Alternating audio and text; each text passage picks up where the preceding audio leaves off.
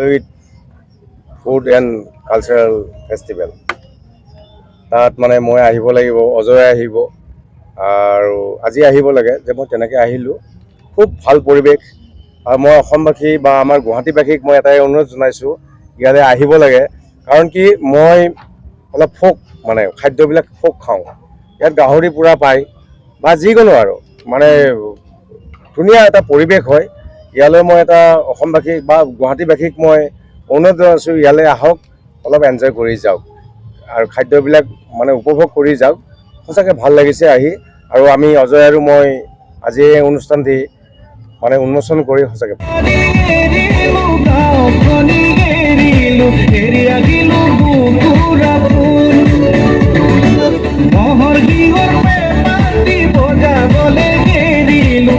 আৰু আপোনজনক এৰি কিমান বেদনাদায়ক হয় সেই কথাখিনি উপস্থাপন কৰা হৈছে। অভিজিত ভট্টাচাৰ্য ডাঙৰীয়া তেখেতে খুব ধুনীয়াকৈ গীতটি কথাৰে সজাইছে আৰু মই সংগীতেৰে সজাইছোঁ। বিপিন দা সাংঘাতিক ধুনীয়া গাইছে আৰু আমি আশা কৰিছোঁ যে অসমবাসী ৰাইজে মোৰ একেবাৰে নৱতম সৃষ্টি উপহাৰ হিচাপে দিছোঁ।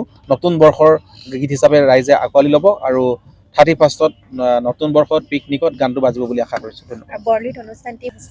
এইবাৰ 15 দিনীয়া তেওঁলোকে 16 দিনীয়া কৰিছে। আজি 21 তাৰিখৰ পৰা 5 জানুৱাৰীলৈকে আৰু 5 জানুৱাৰীত ক্লজিং হ'ব। আৰু যদি ৰাইজৰ বোলে সঁহাৰি বহুত বেছি হয়, তেতিয়া হয়তো 2-3 দিন বাঢ়ি যাব পাৰে।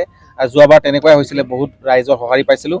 আৰু আমি আশা কৰিছোঁ যে ৰাইজ ওলাই আহিব। ইয়াত প্ৰতিদিনাই সাংস্কৃতিক অনুষ্ঠান হ'ব আৰু বিভিন্ন ধৰণৰ খাদ্য সম্ভাৰৰ পৰা আদি কৰি বজাৰ কৰিব পাৰিব। আমাৰ থলুৱা সাজপাৰো ওলাব ইয়াতে আৰু বিভিন্ন ধৰণৰ প্ৰতিযোগিতা আছে। আৰু ইয়াতে চেল্ফি প্ৰতিযোগিতাও হ'ব আৰু তেনেকুৱা ধৰণৰ প্ৰতিযোগিতা আছে, গীত মাতৰ প্ৰতিযোগিতাও আছে।